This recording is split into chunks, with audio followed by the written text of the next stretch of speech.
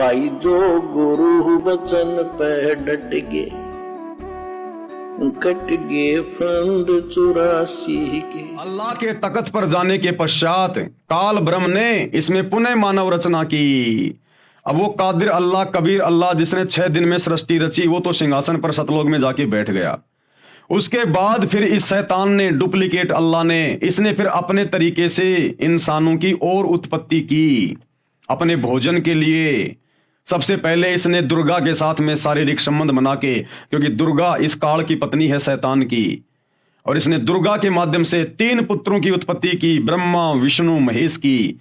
ब्रह्मा सबसे बड़ा बेटा है, उससे छोटा विष्णु, उससे छोटा शंकर जी।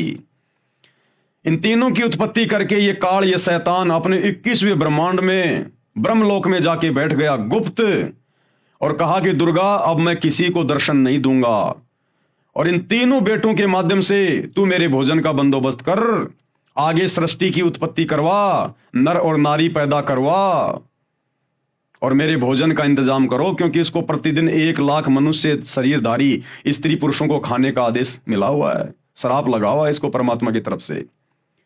तो ये ब्रह्मा जी के माध्यम से संतान उत्पत्ति करवाता है, क्योंकि ब्रह्मा जी रजोगुण प्रधान है, रजोगुण का देवता है। आज इस पृथ्वी पर जितने भी जीव हैं, चाहे इंसान हो चाहे पशु पक्षी हो, जो संतान उत्पन्न करने की जो प्रेरणा होती है, विषय वासना, ये ब्रह्मा जी के कारण होती है। ब्रह्मा जी रजोगुण का प्रधान है, क्योंकि ब्रह्मा जी को इस शैतान ने अपनी पत्नी दुर्गा के माध्यम से ये ड्यूटी दे रखी है संतान उत्पन्न करने की, नर और नारी उत्पन्न करने की अपने भोजन के लिए। और विष्णु जी के माध्यम से आपस में सबको बांध के रखता है मोह ममता में, क्योंकि विष्णु जी शतोगुण प्रधान है।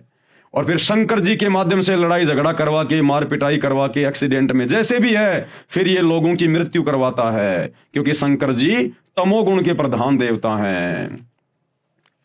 अल्लाह के यानी उस कबीर परमेश्वर के तख्त पर जाने के बाद काल ब्रह्म ने यानी शैतान ने इसमें दोबारा मानव रचना की।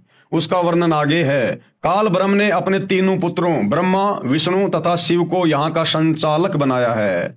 कर्मों के अनुसार फल देना इसके अधिकार में दिया है, और स्वयं ये गुप्त रहता है। ये शैतान किसी के सामने नहीं आता, खुद ये अपने 21वें ब्रह्मांड में जाके बैठ गया, गुप्त रहता है।